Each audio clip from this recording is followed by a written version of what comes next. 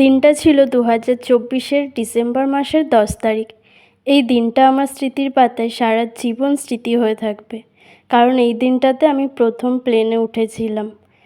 আরও একটা জিনিস প্রথম হয়েছিল, সেটা হলো আমি এই প্রথম বিদেশে ভ্রমণ করতে যাচ্ছি।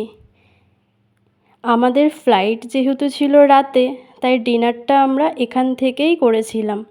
আর ডিনার করার জন্য আমরা চলে গেছিলাম লাউঞ্জে, যেখানে এই কার্ডগুলো থাকলে 2 টাকায় আনলিমিটেড খাবার পাওয়া যায়।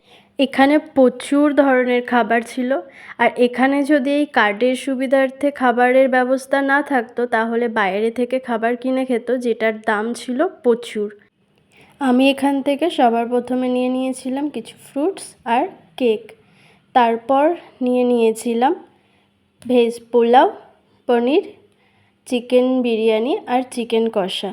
ডিনার করতে করতে ঘড়ির দিকে তাকিয়ে দেখলাম তখন বাজে রাত 1:35, আর আমাদের ফ্লাইটের টাইম ছিল 1:50।